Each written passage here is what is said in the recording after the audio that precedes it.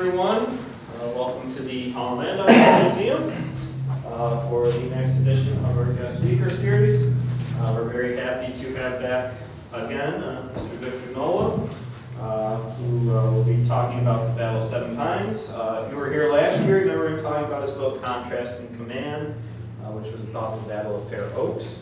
So we're going to do a little complimentary thing to last year. So if you remember last year, studied up, you might jump right in. But I want to thank Tompkins Community Bank and the Tavia Rotary Club for helping to sponsor the guest speaker series this year, as well as GoArt, as we were awarded one of their grants through the Regrant Program. So before we begin, I would like to acknowledge GoArt's support of this project. GoArt recognizes that the gathering takes place on the ancestral lands of the Seneca Nation, part of the Haudenosaunee Confederacy, and acknowledges their enduring presence in this region. And with that, Vic, take it away. Thank you very much, Ryan.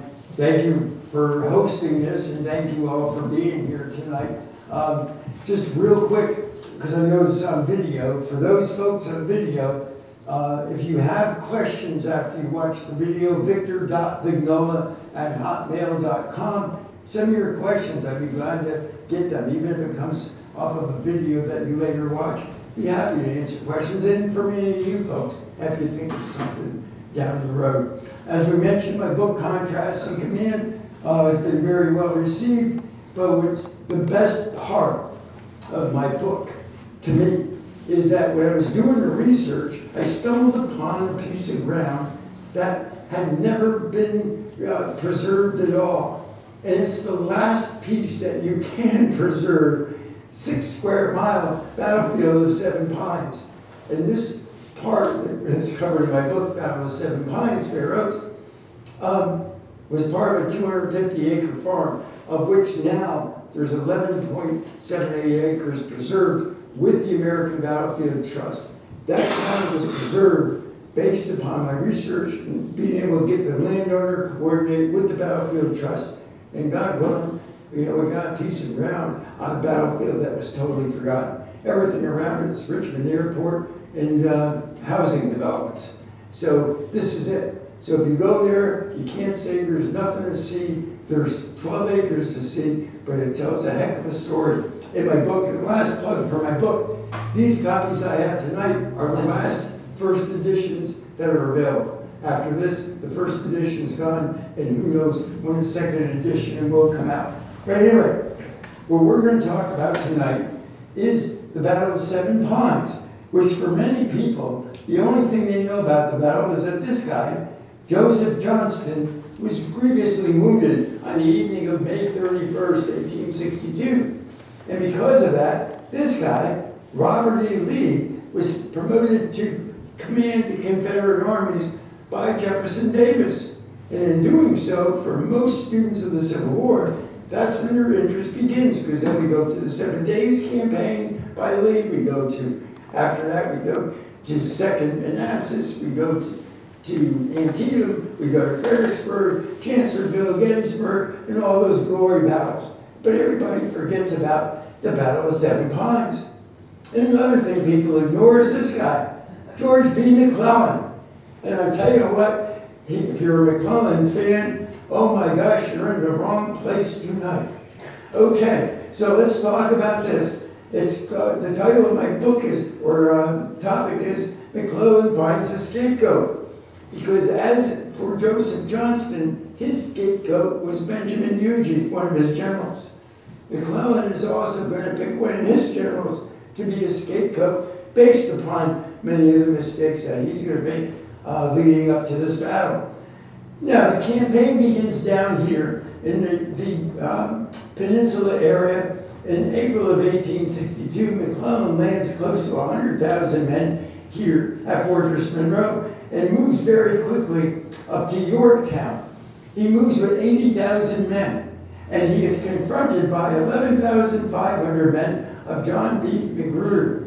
And Magruder, through very tactical wisdom, convinces McClellan that he has got a force greater in volume than what he has, and McClellan decides to lay siege to a place that he could have taken easily, or somewhat it would have been a fight, but he could have taken Yorktown right then and there. Instead, he decides to go in a siege, and there's reasons for that, but he does the siege anyway.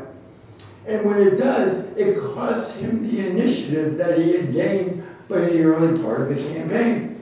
Secondly, it also permits, Joe Johnston was up here in the Rappahannock area, he brings 55,000 men to this area. So now offsetting McClellan's force is a well-structured Confederate defensive line outside of Yorktown. Johnston, when he arrives, sends a note to Robert E. Lee in which he says only McClellan could have decided not to make an attack here when he had the chance. And he sent that as soon as he arrived. Well, on May the 4th, McClellan has finally laid siege long enough. His siege artillery is about to open on Yorktown. Johnston figures out that he's about to be demolished by this overwhelming force, so he removes his forces and retreats, and then there's the Battle of Williamsburg. But what's significant, before we talk about Williamsburg, is that when Johnston removed his force right under McClellan's nose, he moved in the evening of May the 3rd. It wasn't until the morning of May the 5th that McClellan discovered Johnston was gone. And it was the second time. In March, Johnston did the same thing up north at Manassas. He escaped that time 2 days in advance before McClellan even knew it. What the impact of that is, Johnston, by slipping away, McClellan feels like he doesn't really want to fight me. If I give him enough pressure and lead him strong enough, he'll retreat. That's going to be something he's going to carry in his head for the rest of the campaign. Well, there is this fighting in the Battle of Williamsburg, and then Johnston begins his retreat up the peninsula. McClellan follows, and he slowly tracks behind Johnston until they arrive outside of Richmond, Virginia. Johnston moves his forces across here on May the 18th. On May the 20th, here at Bottoms Bridge, McClellan has the 4th Corps advance down this road, take this bridge, and it begins a beachhead on the western bank of the Chickahominy. Now, what's significant about the 4th Corps? This will be the guts of the story here, folks. Erasmus Keyes is the commanding general for the 4th Corps. 52 years old, graduate of West Point. He's been a staff officer his entire career in the Army, which means he has not led men in the field as a staff officer. He was politically connected. When Abraham Lincoln decided to take it upon himself to appoint Corps commanders, he appointed Keyes as one of those men who would lead a corps. And of the 4 commanders under McClellan's reign, so to speak, McClellan did not pick any of these men, and he absolutely detested Keyes. When McClellan would have meetings during the campaign, Keyes was not invited. So that's important to remember. Darius Couch, who would be one of his division commanders, another graduate of West Point, 39 years old, Putnam County, New York native, he would lead this division here at Seven Pines. He would later lead the 2nd Corps at Chancellorsville, and then later on he would lead another corps down south in the Atlanta campaign. And the man that's going to be the scapegoat, or eventually be the scapegoat for McClellan, is Silas Casey. 54 years old, 1826, graduate of West Point, classmates of Samuel Heintzelman, who's the 3rd Corps commander, as well as Albert Sidney Johnston, who was killed at Shiloh, who was a famous Confederate general, but he was a great leader prior to that. The thing about Casey is he has been a career soldier, and he has led men in the field. He's fought, in the Seminole Wars in Florida, and then further out west in some of the Indian conflicts. He would later also lead American troops in California up until the start of the Civil War. But what Casey was most noted for was his ability to lead, train men, and to evaluate officers as far as their competence. It was a strength of his, and it was one that was well known. And he was also a good fighter, and he had led men. The Civil War starts. He comes back from California, but he doesn't arrive until after First Manassas. When he arrives, McClellan is now in charge of the Army. He knows of Casey's talents. He appoints him to be in charge of all training and officer evaluation. And why that's significant is that all the regiments from up north, when they came down south, they arrived in Washington, D.C. Now, they had all been trained in their rural counties, in the rural areas, and they mostly had officers that were elected by the men, but they had not been trained fully to the military standards. It was Casey's job to find out a way of making these men trained so that they're up-trained to regular military standards.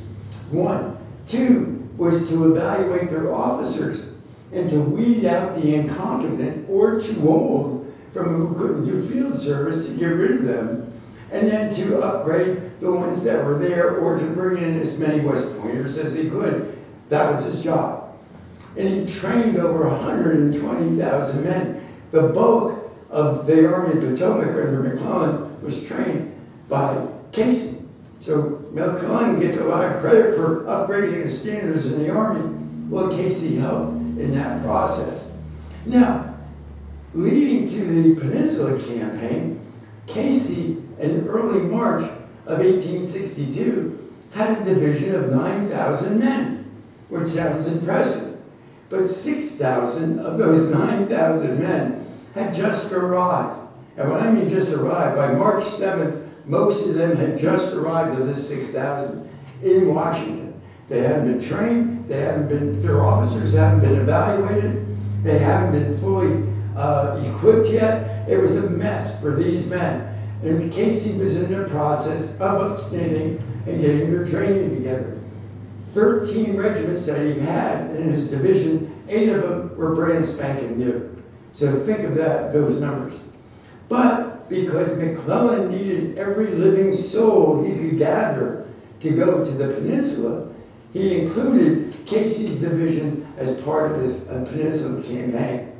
So by the end of March, 9,000 men put on ships, sent to the peninsula, and they began campaigning while they hadn't even been fully trained or even partially trained at this point. It's a huge consideration, but that's what was Casey's dilemma. But now think about it. The 4th Corps, now you'll have to excuse my map. I drew these up in hand, and I'm in the process of writing another book. So it'll be maps like this that'll eventually look more professional than this. But here you get the flavor of where Johnston's defenses were on May the 20th, 1862. Over here, as you can see on May 20th, the 4th Corps begins crossing Europe Bottoms Bridge and up the railroad bridge. But the thing is, who's crossing? Who's leading the way? Casey's division. The least effective division in the entire Army is leading the way across the Chickahominy River. And immediately those men start constructing earthworks and encampment and rifle pits so that by May the 23rd they have a position structured here. McClellan is moving this entire army. By the 25th, he has the 5th Corps under Fitzjohn Porter up near Mechanicsville, the 6th Corps under William Franklin here at Newbridge. Bull Sumner has moved the 2nd Corps to this position, but if you notice, here's 3 Corps on the eastern bank, and then the Heintzelman moves his 3rd Corps across on May the 25th. Now, you can't have 2 corps stacked up in one spot, so the 4th Corps moves out to this position here, just shy of 7 Pines on May 25th, which means, again, the men are uprooting a camp, coming out here, cutting down trees, digging rifle pits, establishing another camp, and oh, by the way, this is all a swampy area. The men are very sick. Matter of fact, at this time, when they're moving, and they're moving forward so rapidly with Casey's division, Keyes sends back a note to McClellan, and his note reads as follows: the division of General Casey shows a falling off and effective strength. Since March the 30th, 3,577 men are missing and are no longer part of this division, which means he had a division of slightly over 6,000 men at this point. He goes, their condition is sufficiently alarming. He sends that to McClellan on May the 23rd. Shortly thereafter, an inspector general comes and inspects Casey's division in this encampment, and he determines the exact same thing. He sends back word to McClellan and to Heinzelman, saying that there is rampant illness and there's an inefficiency among the officers in this division. Do you think anybody might have said, we've got the wrong division out front here? Yes, that should be the answer. However, they were left in place. Keyes now makes this a strong position. He's happy with his position because he would send back to McClellan that I have my right picketed to the Chickahominy River, and my right rests on this railroad here as a position of strength, and my left is picketed down to the White Oak Swamp area here. This position is sufficiently strong. It controls the crossroads here of the Williamsburg Road and the 9 Mile Road, which are the main 2 points here at Seven Pines. He's happy with his position. It's a position of strength. He sends that notice to McClellan on May the 27th. May the 28th in the afternoon, McClellan responds, and guess what?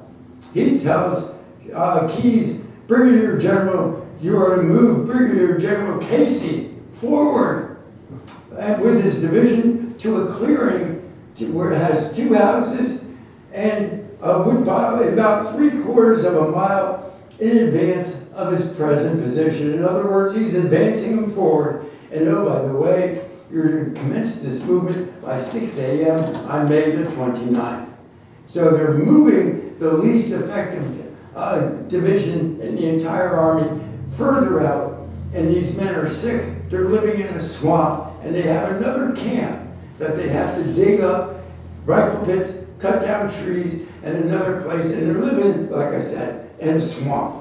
So if you want to see what this area looks like that they moved into, you would be very impressed, because as you can see, it's described. This map is actually produced by a soldier who was there. This is not when it was done, but his description reads, and you can see it here. He said, the field was enclosed on all sides by trees, except in the rear. And it was perhaps 3/4 of a mile wide at its widest point, and it was thickly fringed on the right and left and the front by low underbrush and trees. The Williamsburg Road extends through it and runs through the middle to where the intersection of the intersection here with Seven Pines. Now, Keyes had a position back here. This is where Keyes' position was, the one that he was happy with, the May 25th position. You see this here is abatis. The abatis is they cut down trees and stack them to be an impediment to any force attempting to advance on them. So you can see with the railroad up here on your right, the swamp down here on your left, a strong position here with this abattis. That's why Keyes was so happy with it. Now they move out 3/4 of a mile. They have to construct another line of abattis, cutting down trees, digging rifle pits, and constructing what is known as Casey's redoubt, an artillery position. This land is tabletop flat, it drains poorly, and has been wet there for 2 weeks. So it's very soggy, and the ground is in terrible condition. And the camps are sandwiched in between this line and the second line of abattis. So of course, nobody in the 4th Corps was happy with it. Keyes said, the position my corps now occupies is not by my selection. That's pretty strong, telling people he didn't like it. Couch would say, the isolated position of Keyes' corps causes me great anxiety. Casey afterwards would say, I was ordered, contrary to my advice and military opinion, to move 3/4 of a mile forward. My division was pushed like a wedge, was his term, into the presence of the enemy. My position was too far advanced and much too exposed for an encampment to be placed. Yet, nonetheless, orders are orders. Men were ordered forward. All the officers and men grumbled about it. But And they were asking questions like, why were we ordered past our strong natural position into the position we now occupy, where both our flanks are exposed? Another wrote, this young fella is from the 100th New York, which is a Buffalo regiment. He wrote, our division was put in front of rebel lines for over a week, and we've been busy ever since, being on picket duty every day, kept awake every night, and sleeping on our arms when we do sleep. If there's a gun fired, we must be in line of battle immediately. These men are stressed, they're sick, and they're working every day, digging trenches, cutting trees, out on picket, or doing some task. And they've been doing it, oh, by the way, since May the 19th is when this all started. So now it's over a week, and the weather is miserable, it's wet, and it's hot and humid. So, what could possibly be going on now? Well, one of the young fellows described the abatis line that you see here, the purpose of the abatis. He says, we are furnished axes to cut down large pieces of woodland in front of the batteries. We made a chabot de frise of 8 acres. So they covered 8 acres with this abatis. It was perfectly impassable for a body of troops. The trees were felled with their tops towards our foe. The branches, they were then cut and interlaced and overlapped and twisted until the openings between them were like more tortures than in mazes of law. So in other words, it was going to be very difficult for any kind of force to try to break through them. So this is important to realize.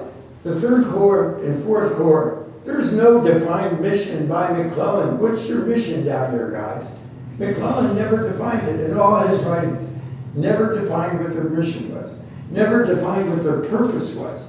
He's got two divisions that are actually 2 corps, the 3rd and 4th Corps. He hasn't defined what they're supposed to do, when they're supposed to do it, what his operational plans are. And oh, by the way, he keeps getting all these messages back about the poor shape of the forward corps, and he's ignoring them. So these are all things that are going on. And if you notice here, while this is going on, this is what the situation looks like on May the 30th. Here's Keyes' 4th Corps. Notice this gap between the 4th Corps and the 3rd Corps. There's a significant gap there. Heintzelman with his 3rd Corps, Phil Carney is one division commander, Joe Hooker is the other. But here's Keyes with couch and casing, all out there on your own like a thumb, just sticking out there. Well, who noticed that? Joe Johnston, that's who. Johnston decides this is a vulnerability and he wants to exploit it. He orders D.H. Hill to conduct reconnaissance on May the 29th and May 30th to probe Casey's division, find out how strong he is, and let me know if I can get him. And that's precisely what happened. Hill gives him word, he's vulnerable, let's go. Johnston then meets with James Longstreet, and they decide they're going to make an attack the following morning, May the 31st, by 9 o'clock in the morning. The synopsis of the plan is Longstreet will take his 6 brigades east along the 9-mile road here at Old Tavern. That'll place 13,800 men squarely on Keyes' right flank. Benjamin Huger will move his 6,500 men down the Charles City Road to this position where you see Rhodes. He'll move to where Robert Rhodes' brigade is. That'll place his division on the left flank of Keyes' 4th Corps. Once Huger arrives, Rhodes will join Daniel Harvey Hill, and the attack will commence along the Waynesburg Road. Hill's attack with 10,500 men strikes the front. Once he begins his attack in the front, Longstreet on the front and flank 25,000 Confederates, striking 11,000 Union soldiers. That's the plan, okay? But there's a huge problem with it. First of all, Longstreet, when he discusses it with Johnston, Longstreet's taking notes. Johnston was very sloppy. He did not issue written directives to Longstreet. These are the steps you will follow. This is what I expect from you in writing. Instead, He allowed Longstreet, basically helping to formulate the plan verbally, to accept verbal orders. Big mistake. Johnston would write orders to other generals, but they were very sloppy and very poor. Nobody really knew on Johnston's end what they were doing. Longstreet allegedly knew, but he didn't do a good job handing out his part of the deal. And the second problem would occur. Johnston's meeting with Longstreet breaks up around 4 o'clock in the afternoon. And as it's breaking up, a storm strikes the area. And it's not just any storm, folks. It's a storm that was described as one of biblical proportions. Another account says it was like a flood that fell from the sky. That's how hard it rained. For 4 o'clock around midnight, well over 4 inches of rain, almost 5 inches of rain is said to have fallen. As well as the lightning and thunder sounded like an artillery barrage, striking trees and causing great damage. So it was a mess. E.P. Alexander, famous Confederate artillerist, would write after the war. His recollection of that storm is that it was the most violent storm he experienced in the entire Civil War. That's how much volume it was. All the letters I read of the soldiers from that time, North and South, all talk about that storm. It must have been massive. But at any rate, around midnight or so, the storm stops. And then all the Confederates begin moving. And they're starting to move to their positions to launch the attack for the next day. But the next day, when the attack is supposed to occur, it gets to be 9 o'clock in the morning and no attack has started yet. And why is that? Well, Longstreet, rather moving 6 brigades here to Old Tavern, he instead moved south towards the Williamsburg Road. And in doing so, he comes to this place called Gillies Creek. And here's a modern day picture, approximately, of the Gillies Creek crossing area. When he gets to this crossing, who also is there but Benjamin Huger with his 6,500 men? You have 20,000 Confederates all looking across a flooded creek at the same time, and only one of them is supposed to be there, and it ain't Longstreet. Okay? So he's crossing where he shouldn't be, and he's delaying Huger from crossing, and Huger is the key for the attack to open. So no wonder the attack is delayed by 5 hours. The Confederate attack is delayed by 5 hours, and they're totally out of position now. But nonetheless, Huger does finally make his way down. Hill receives word that Huger's on his way. Hill orders up Robert Rhodes, tells Rhodes, you get up here, and what you do, I'm going to open the attack. And that's precisely what he does at 1 o'clock in the afternoon for an attack that should have started at 9 o'clock in the morning. Now begins. Hill's division with 10,000 men strikes Casey's men in his front, and the fighting is underway. What's important to understand here, though, is for the Confederates, this young man is Richard Morgan, 21 years old. He's a major of the 24th Virginia. He's part of Samuel Garland's brigade, and here's where the 24th Virginia is. 23rd North Carolina, 38th Virginia, 5th North Carolina, 2nd Florida, or it's a large brigade. They're advancing, but notice from Maury's drawing, it says dense woods. You see the abatis. You can see all these obstructions that are placed here. As the Confederates are advancing, they're moving through a flooded fields. They're moving through places where the water had ponded throughout, where the trees had been. Just imagine you go through where a log operation is. You can imagine what the mud was like. Trying to maintain battle lines in that when 22 guns, artillery guns, are firing at you. It might be difficult, especially when you have all the pickets also doing their fire. The Confederates are having great difficulty, and it's early in the war. These men are having difficulty adjusting themselves to how they're moving forward. Garland wrote, 10 minutes after the first volleys were fired, our two armies were in a general engagement in a deadly strike. The firing from the Yankees was deadly. One of the men commented, the artillery fire shattered the tree limbs on our heads, and it rained down limbs on us, and we received musketry fire from an unseen foe. They couldn't see Casey's men in the woods. Another, Duncan McCrae, who commanded the 5th North Carolina, he wrote, "We advanced in a horrible fire, and the enemy was always thoroughly concealed. We came upon a space some 100 or 200 yards wide where the enemy had cut down the trees. The felled trees formed a perfect abattis, and it was very difficult for us to pass over. On the other side of the space, the men faced these concealed batteries which ambuscaded behind bushes, and the enemy's forces were greatly superior and in behind entrenchments. So they fired, they're experiencing it hard, and as I said, Casey had 22 artillery pieces. He was using every last one of them in his defense here. So 22 artillery pieces, all lighting up, constantly firing into the Confederates. Garland had 2,065 men present in his brigade. He would lose 750 as casualties, killed, wounded, or missing. Officer losses were enormous. In Maury's 24th Virginia, there was only one officer, senior officer, who wasn't killed, wounded, or captured. Maury was wounded, and he survived the war, of course.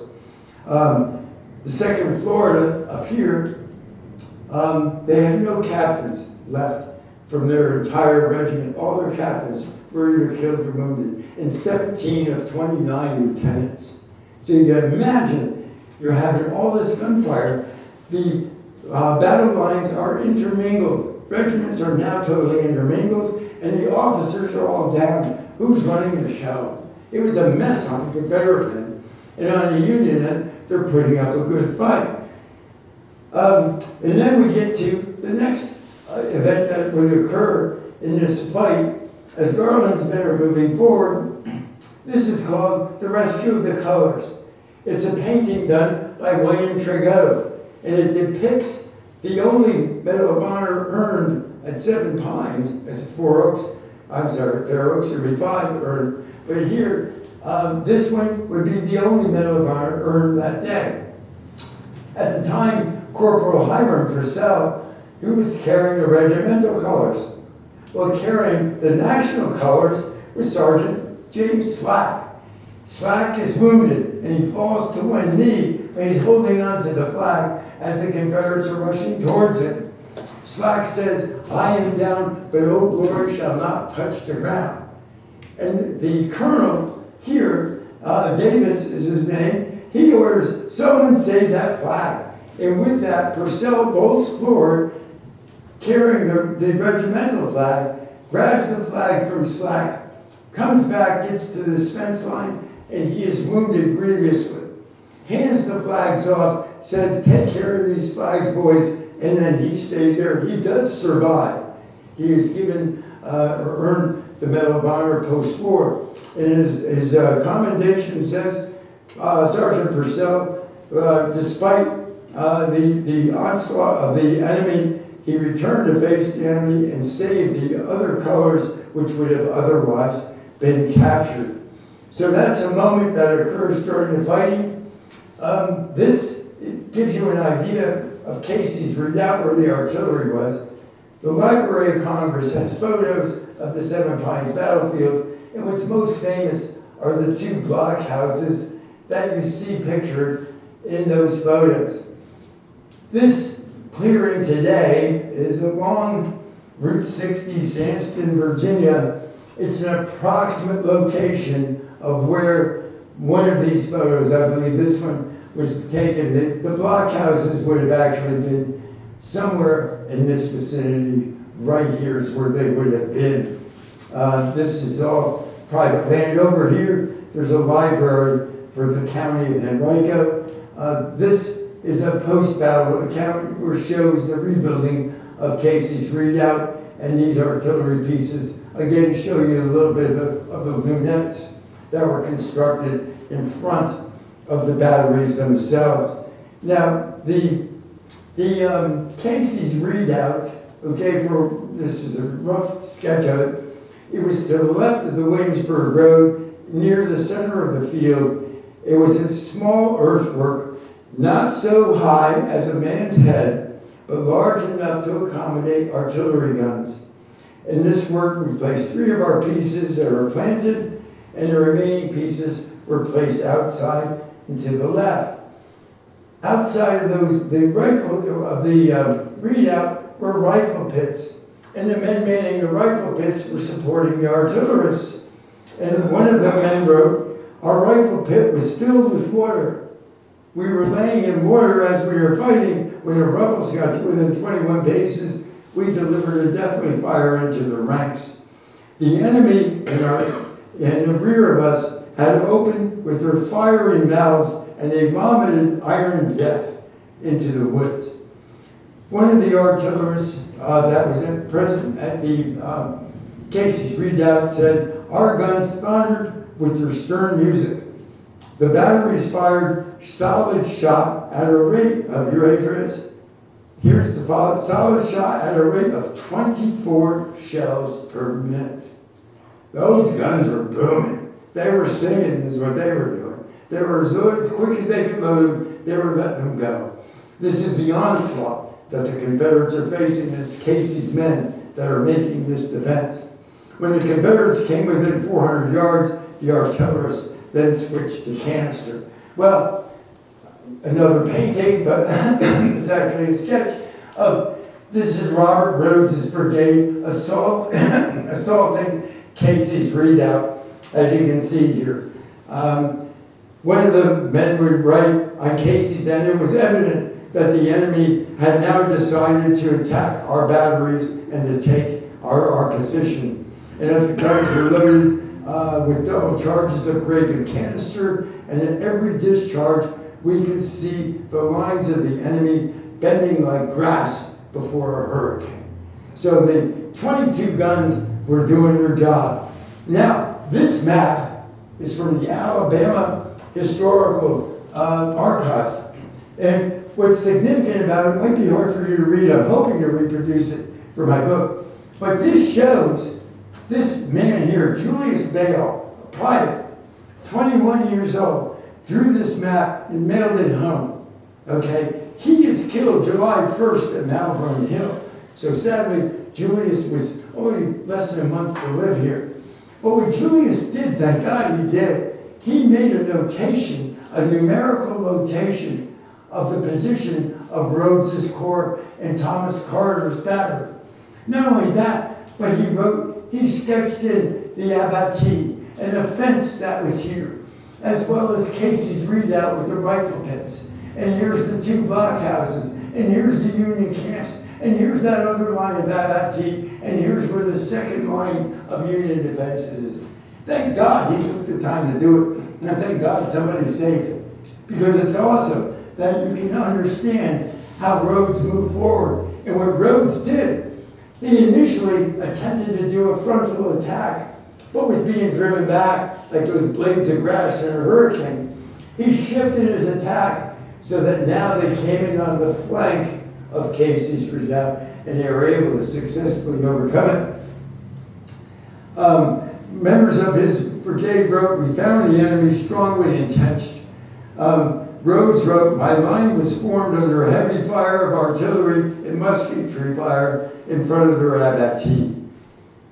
The Confederates, one of the Union soldiers would write, made a successful flank attack movement, and in a short time, they started firing on our horses, and they killed 60 of our horses, lay dead, and we couldn't move our cannons. So that's how the Confederates were able to capture 7 artillery pieces on the field here. Rhodes would pay heavily. His brigade had 2,200 men, of which 1,099 were killed, wounded, or missing in this fight, including Rhodes. He was wounded rather seriously himself. While this fight is going on down here near Casey's redoubt, Micah Jenkins does a flank movement on the left. So Casey's redoubt's here, and here's Rhodes banging away. Micah Jenkins takes a brigade and he moves to the left, and now he's flanking Casey's line on the other side. So right and left, Casey is being flanked and he's being driven back. His men fall back to the second line here where they mounted the fence. But it's well after 3 o'clock, 3:30 in the afternoon, His front line's gone. His defenses are pushed back to this second line here, and no reinforcements have arrived to help them yet. So it's Casey's division, Couch's division, no help, and here you have 10,000 Confederates moving forward. So this is the situation at the time as we get to be after 3 o'clock. The Confederates have successfully driven Casey's division back into the second line. Heintzelman is bringing Phil Kearny's division forward, but they're not there yet. At the same time, Couch is cut off, and this is where my book actually begins. It's like, what happens with Couch up here near the Adams farmhouse? Bull Sumner around 3 o'clock is finally crossing the two bridges here and moving down. The Confederates had a golden opportunity. Johnston's division here does not move down the road. It's one of the mysteries. He couldn't hear the firing because there was an acoustic shadow, but he was also too lazy, for lack of a better term, to find out what was going 3 miles away. There must have been some fighting, but he wasn't inquisitive enough. So Longstreet wasn't where he should have been, and Johnston, with a division of 11,200 men, didn't move. Can you imagine 11,000 men coming down this road before Sumner gets there? It would have been over. But it never did happen that way. So it's always hindsight. It's always crystal clear, isn't it? But Keyes would write, at this time, and you can see it here, as I read this, you can picture it. Keyes wrote, my right was on ground so favorable to the approach of the enemy, and so far from the Chickahominy, that if Johnson had then attacked, every man of us would have been killed, wounded, or captured, or driven into the swamp before any assistance could have reached us. You can see it. It's right there. And it's almost 4 o'clock in the evening. So, shortly thereafter, Sumner does arrive, and the fighting here at the Adams house, which is in my book, occurs. It's around 4:30 in the afternoon. This fight here at Fair Oaks is going on. At the same time, this fight here is going on. Here's where the Fair Oaks fight is going on. This is now where the second line is fully engaged. The Confederates had brought in James Kemper's brigade to reinforce them. These lines, even though it gives you an idea of all the brigades that were involved, they're so intermingled. You know, you had guys from Garland's brigade with Rhodes and Rhodes with everybody else. They were a mess as far as these lines go. The Union defenses at this time, you had Couch, half of his brigade division was present on this line, and the remnants of Casey's men that had fallen back to assist in the defense. This is a mess of fighting. Kearny comes up. It is like pure mayhem in that second line. Massive casualties, but the Confederates finally managed somewhere in this area. I haven't determined who did the breaking through yet, but at any rate, a breakthrough occurs somewhere in this area around 6 o'clock, 6:30 in the afternoon. Kearny is able to escape, and the Union line falls back to the line that they should have never left on May the 25th. That's where they fall back to that night. So, now if you look at how things are looking now, here's the casualties just from that afternoon. If you look at the breakdown for all three of the divisions involved, but Union casualties, 3,300 casualties on May 31st, just in 7 times. The Confederate casualties, 4,000. Folks, we have 5 hours of fighting and there are 7,000 casualties. That's enormous. That's enormous sustained fighting. But now we get to the disaster of Casey. Does it sound to you folks that Casey was involved in creating a disaster for the Union defenses? I don't think so. But at any rate, Samuel Heintzelman, commander of the 3rd Corps, he sent messages to George B. McClellan, starting around 4:30 in the afternoon. His first message said, the Casey's division had dispersed and had lost its forward position and had yielded a number of pieces of artillery. That doesn't sound good if you're Casey. Then at 45 minutes later, He says Kearny's division had arrived too late to prevent Casey's disastrous defense of the forward line.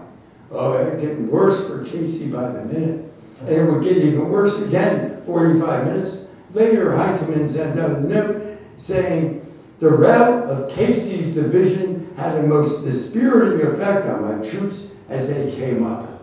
And then later, he would issue the coup de grace and say, the straggler of Casey's division not only had a most dispiriting effect, but it caused all of our troops not to fight well.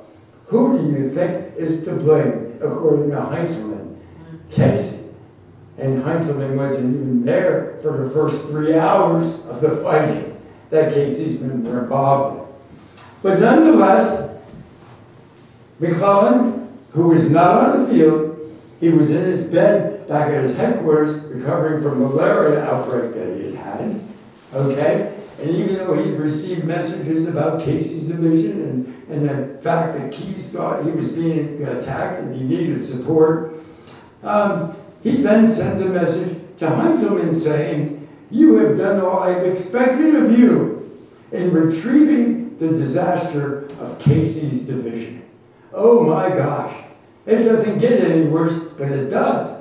Because what happens is, McClellan sends a telegram to Edward Stanton in Washington, D.C. Now, folks, we all have these things called cell phones. That gives us instantaneous communication. Well, what kind of communication did George B. McClellan have? It's called telegraph. And he had the only one hooked up between his headquarters and Washington, D.C. Guess who controlled the message? George B. McClellan. And what does he send back? His message reads, I'll just read you a part of it. He says, we have had a desperate battle today. At 1 o'clock, the enemy, taking advantage of a terrible storm which flooded the valley of the Chickahominy River, attacked our troops, and on the right bank of that river, Casey's division, which was the first in line, gave way unaccountably and discreditably. This caused a temporary confusion during which some of our guns were lost. Heintzelman and Kearny most gallantly came up with their troops and checked the enemy and saved the day. He then ended his message. There's more to it, but he ended his telegram to Stanton saying, the Army fought well, and with the exception of Casey's division, our men behaved splendidly. Well, that is a dagger to the reverse, but it gets worse for Casey. It gets worse for him. And he fought all day. He fought all day in this battle. But how would you like this? June the 2nd, this message went out June the 1st in McClellan. June the 2nd, the New York Tribune, the New York Times, you pick your newspaper, every one of them had Casey's division routed. And guess what? Each one of the newspaper articles led off with the telegram verbatim from McClellan to Stanton. And every news article talked about the disaster of Casey's division and how his men had ran unaccountably from the field, and that thank God for Kearny and Heintzelman, or else the Union Army would have been defeated. What a bunch of hogwash. You call it something else too, but we'll go with hogwash, because it's mixed company. But at any rate, nonetheless, McClellan had set the narrative, and by setting the narrative, he has totally avoided all possibility of having any blame. As I mentioned to you, he placed 2 corps on one side of a flood-prone river, while the other 3 corps were on the opposite bank. And he also didn't have a mission for the 3rd and 4th Corps. He never defined what their mission or status was to be. He failed to heed multiple early warning signs. He misjudged Johnston's ability to launch an attack. He was convinced Johnston would not attack him, and also, and partially, crucially for McClellan, he had the ability to control the message, and boy did he ever. Now, what was Heintzelman's motivation to avoid blame? Well, he was in charge of both of those corps, but remember, McClellan wouldn't even talk to Keyes. This was the guy that McClellan talked to. And he also avoided those very same warning signs. And where was he? Why didn't his men arrive until after 4 o'clock, 3 hours of fighting before his guys got there? He was slow to respond. So there's his motivation to make sure. Also, it's a longer story, but the Battle of Williamsburg, the 3rd Corps performed heroically. Councilman Carney and Hooker performed heroically at Williamsburg. They got 0 credit from McClellan. McClellan gave all the credit to Winfield Scott Hancock, and they were all really ticked about it. Carney wrote to his wife, "This will never happen again. The next time I have something good, I will get all the glory for it." And many of his letters here reflect the fact that he did that. So at any rate, McClellan has now found a scapegoat. And his scapegoat, of course, is Silas Casey, by putting all the blame on Casey. The newspapers, think of it today when the media buys something 100%. We all buy it until somebody comes in and says, well, it might not have really been that way. But for the most part, the message was controlled, and the message was delivered by McClellan. It took a period of time. The men for the 4th Corps, many officers resigned right on the spot. They were all complaining bitterly, as well as the soldiers, complained bitterly about being called cowards running for the field, because so many of them had died. You saw how many guys they lost. They lost 3,000 men in a few hours.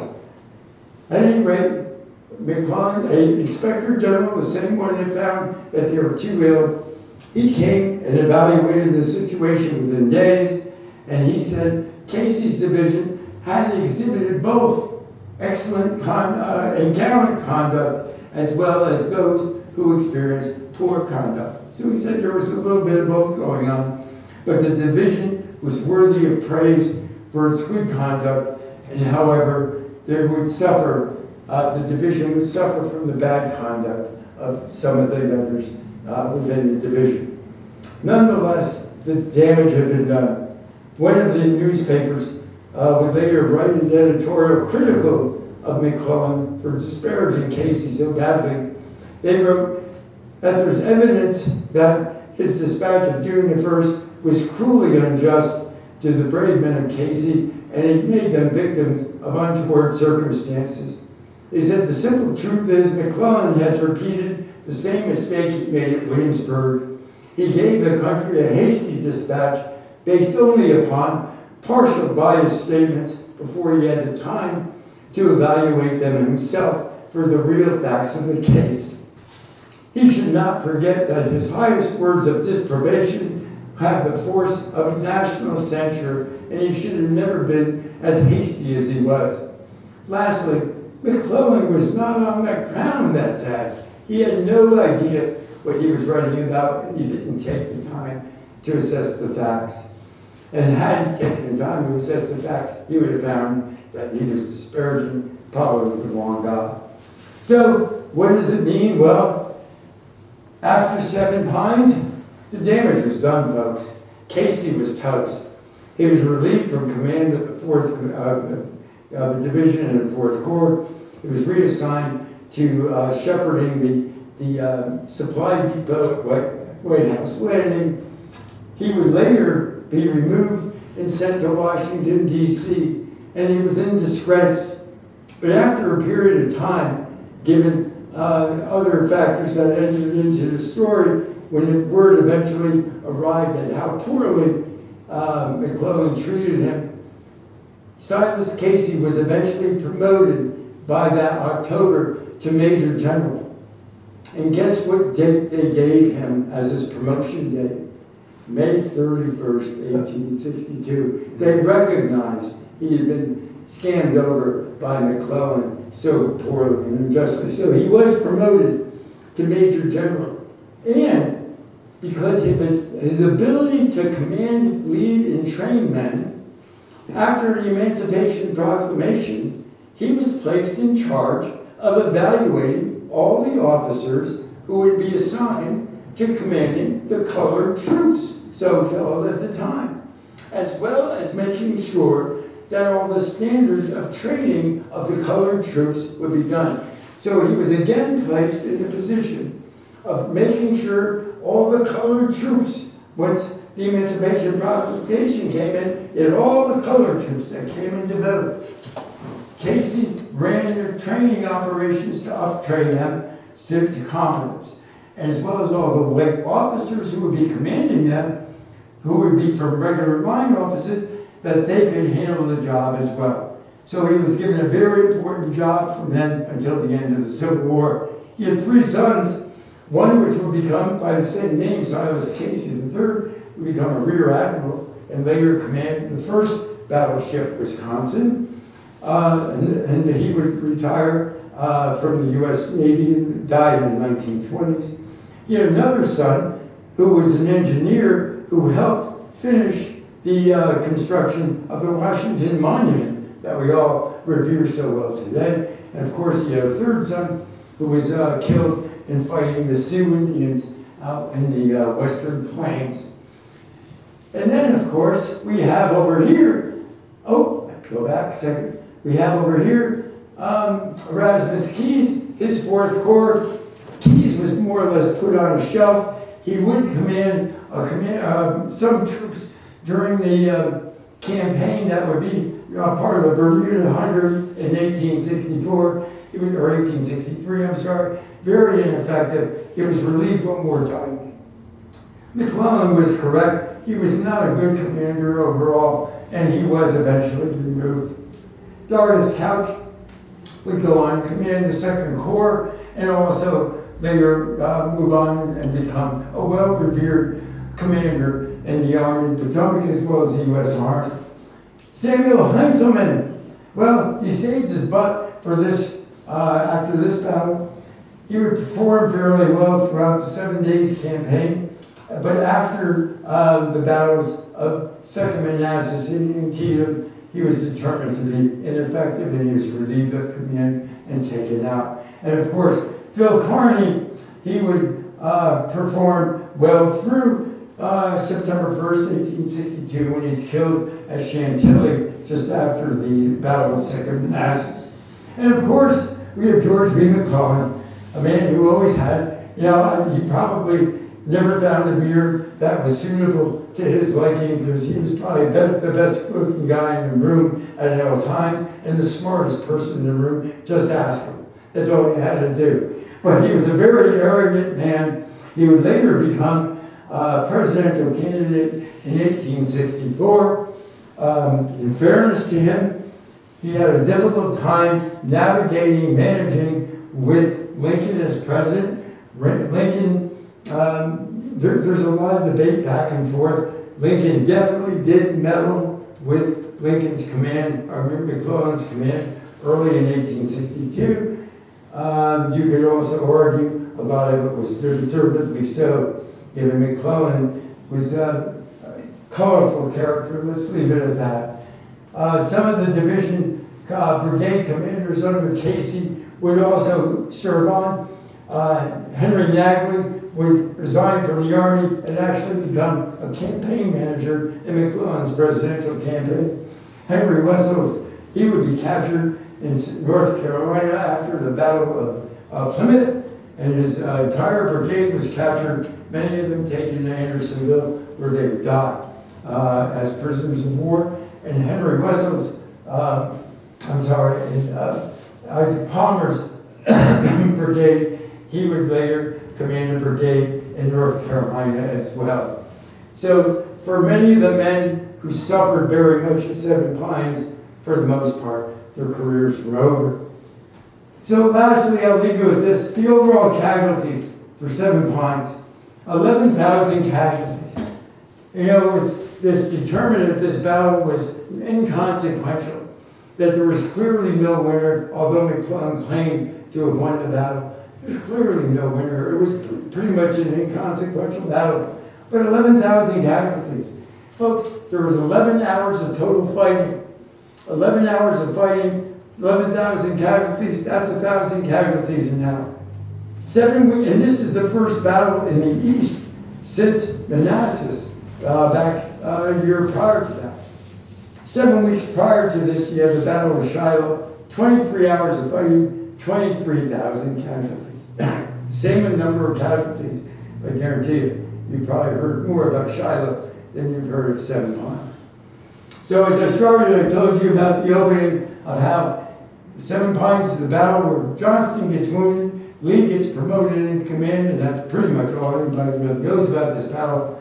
As you can see, there's a lot more to the story than that. And I will leave you now, and I say, if you have questions, fire away. And folks, don't forget, victorvignola.com, Victor Vignola, victor.vignola@hotmail.com. If you have questions, email them to me. But go ahead, you guys have anything that you wanted to say? Fire away. No? Johnson should have come up. He should have definitely come up, right? Johnston, from his position where he was? Yes. Yeah, well, he was one of the guys that knew what the plan was. Why didn't he move forward sooner? Yeah, so he was very timid that day. He should have launched an attack on that. That should have been obvious that he, Yeah. I mean, that was obvious to him, or should have been obvious to him. Well, yeah, I mean, he knew what the situation was, but he was very reluctant to move forward, which is a shame on him. His victory was Heisselman that must have close. been trying to protect his butt too, pretty Oh, yeah. good, right? Oh, yes, yes. Yeah, there was, the Army of the Potomac had a lot of colorful personalities and they didn't get along very well. So it was a nest of dysfunction there. And you can't get into the personalities because I didn't know them. But there was a lot of disharmony there. And the 4th Corps was not well looked upon by the men in the Army of Potomac, in particularly Casey's division, because they were so poorly trained and poorly. Anyone else? Go ahead. Do they keep track of the number of people that were that passed away after the fact? I'm sorry. Oh, that's an excellent question. Yes and no. A fair number of wounded that were listed there, the mortality of many of them was very high. In some cases, depends on how far out you want to go. In some cases, a man would die 3 months later from those injuries. I have letters a friend of mine sent to me of one of his ancestors. He was wounded at 7 Pines and suffered badly. Eventually went to a hospital in Philadelphia and was sent home to Ohio, where he died in September of 1862. Well, I guarantee you, between the illness that were in the letters and the wounds, I mean, so is your mortality from the wounds here? Yeah. So that's why the numbers, but yes, a fair number of them did die. A fair number of them did. But you can't say how many exactly. Yeah. Yeah. Okay. Did you have a question? No? Okay. Anyone else? Well, if any of you folks want a book, have gear, if any of you folks, as I mentioned, who are watching on video, have questions, email them to me. I'd be more glad to get them. Brian, I think I'm done. All right, well, thank you very much. Thank you. Thank you. Thank you, everybody, for coming. Just to kind of fill everybody in, going forward for the foreseeable future, we'll not be having events here. We'll be having events at either Go Art or the library as sometime soon. We will be under some renovations, which is a good thing, but we will have to reuse our space differently, so we won't be having events here, but as things are posted, we will tell you where to go. So hopefully we will see you at those spots and check it out there. But thank you, everybody, and have a great night. Thank you.